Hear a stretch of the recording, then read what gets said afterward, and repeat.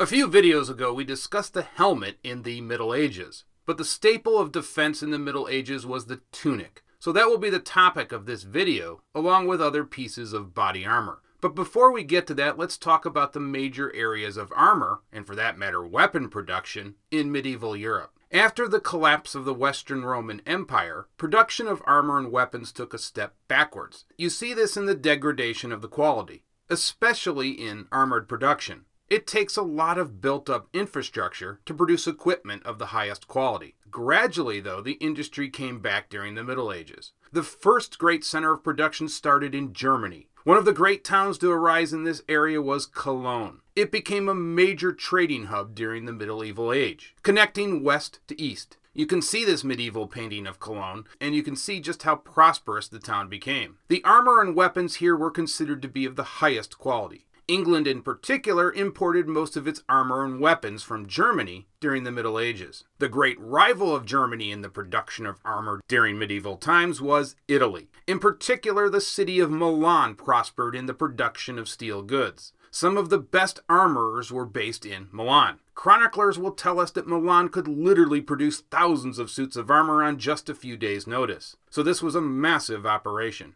Now, throughout most of the Middle Ages, two great families competed for control of Milan, the Guelphs and the Ghibellines, and you can see that represented in this painting right here. Another great steel production center was the city of Florence. Florence became a major medieval trading route. The city was also known for its production of wool.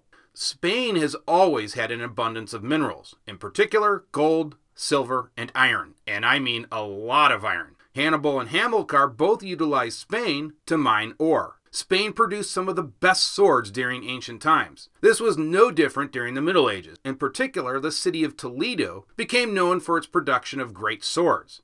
Now let's discuss the tunic. The staple of defense in the Middle Ages was the tunic. The earliest tunics were made of chainmail. Chainmail is made of interlocking iron rings. They can be either riveted or welded shut. Now, chainmail gradually made its way into Europe around 500 AD, so right at the beginning of the Middle Ages.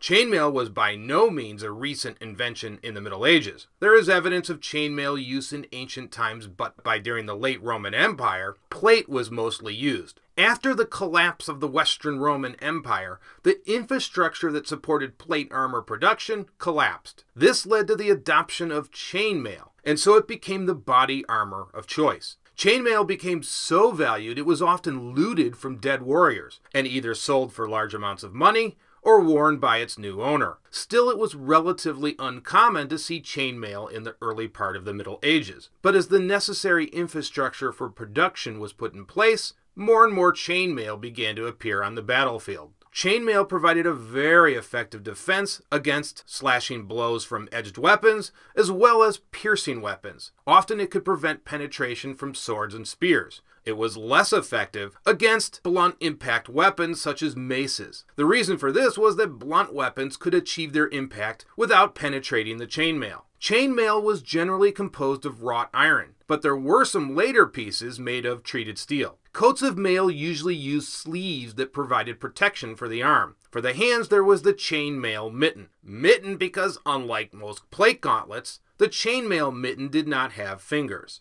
A later development in the Middle Ages was the brigandine. This was a cloth jacket usually made up of either canvas or leather, and was lined with small plates of metal that were riveted to the fabric.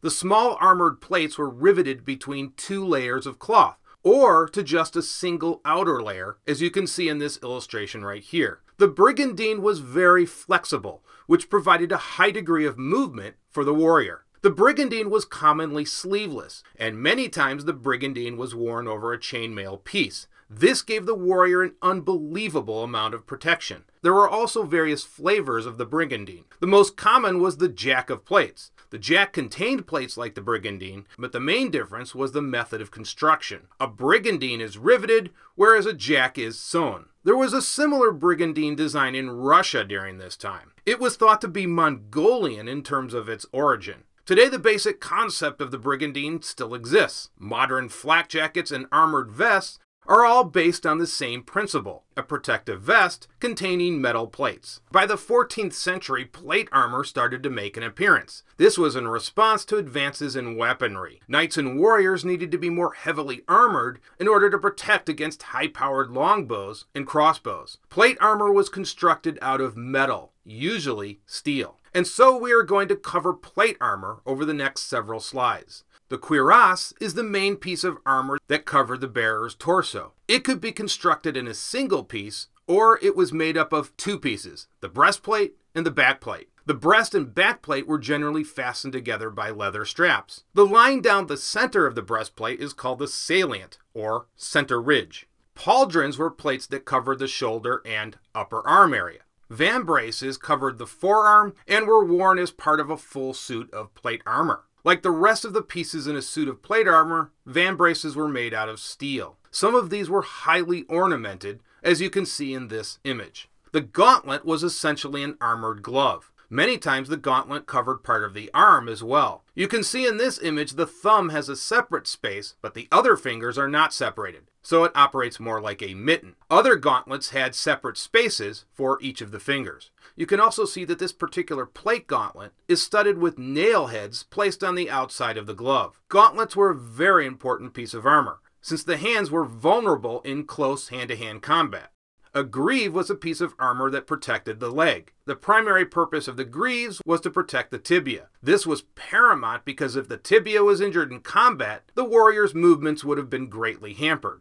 The steel shoe was called the sabaton. This particular one is shaped like a bear's paw. And finally, you can see a complete set of all the plate armor. Very impressive, and that must have been very intimidating on the battlefield, especially if you were a foot soldier and there was a knight charging down on you. Here you can see a full set of plate armor for both the warrior and his horse. This was commissioned by a duke in the later Middle Ages. Okay, that's going to do it for this video. In the next video, we will examine weapons in the Middle Ages.